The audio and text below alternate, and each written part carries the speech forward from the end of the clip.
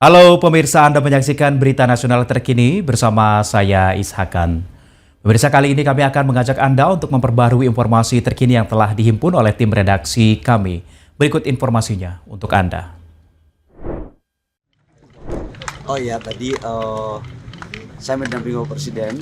Kami kebetulan melakukan Presiden Republik Indonesia Prabowo Subianto memanggil Menteri Energi dan Sumber Daya Mineral Bahlil Lahadalia ke Istana Merdeka membahas percepatan implementasi energi baru terbarukan. Bahlil menyampaikan pertemuan membahas secara detail gagasan satu desa 1 megawatt diminta Presiden segera dieksekusi. Bahlil menjelaskan pembahasan teknis program EBT sudah memasuki tahap akhir termasuk skema pelaksanaan dan pembiayaan. Ia menegaskan pemerintah menargetkan program PLTS bisa segera berjalan sebagai bagian dari transformasi energi nasional untuk memperluas akses listrik bersih hingga daerah terpencil. Saya mendampingi Presiden.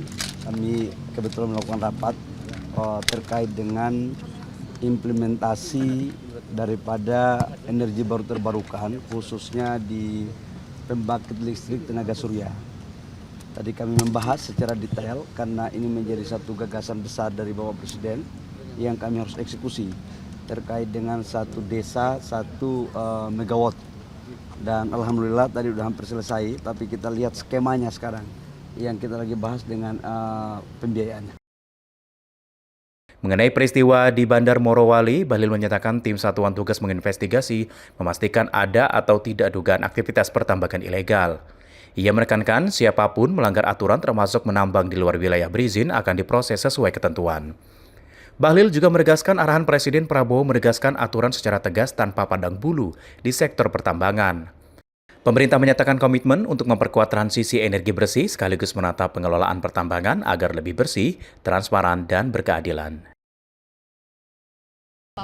Arahan Bapak Presiden kepada kami sebagai Satgas dan sebagai Menteri SDM adalah tegakkan aturan. Jangan pandang bulu, karena nggak boleh negara kalah dari apa yang terjadi yang kurang pas dan atau melanggar hukum. Tim Liputan Berita Nasional TV.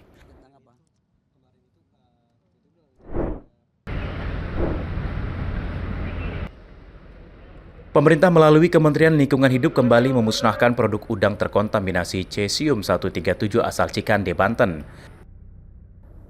Pemusnahan tahap 2 ini dimusnahkan di fasilitas pengolahan limbah B3 terpadu PT Prasada Pamunah Limbah Industri di Desa Nambo, Kecamatan Kelapa Nunggal, Kabupaten Bogor pada Rabu 26 November 2025. Sebelumnya udang ditolak dan dikembalikan dari Amerika Serikat.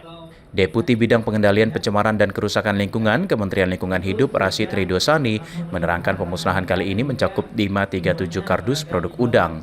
Sebelumnya tahap pertama, pemerintah memusnahkan 94 karton atau sekitar 1 ton. Dengan demikian, total produk dimusnahkan mencapai 7,4 ton. Dalam kasus ini, Kementerian Lingkungan Hidup memeriksa 40 saksi.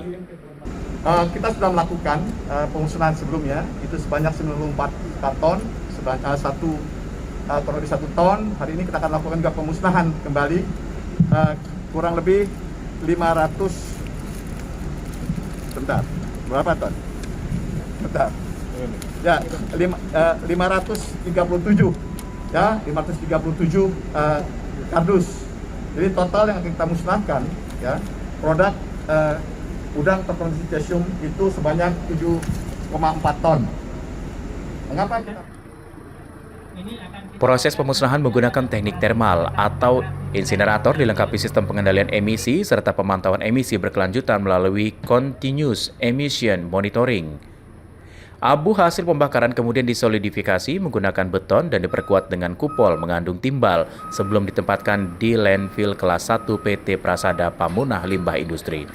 Pemusnahan penting dilakukan untuk memulihkan kepercayaan produk ekspor Indonesia, khususnya udang dan rempah-rempah, serta memastikan keamanan pangan dalam negeri.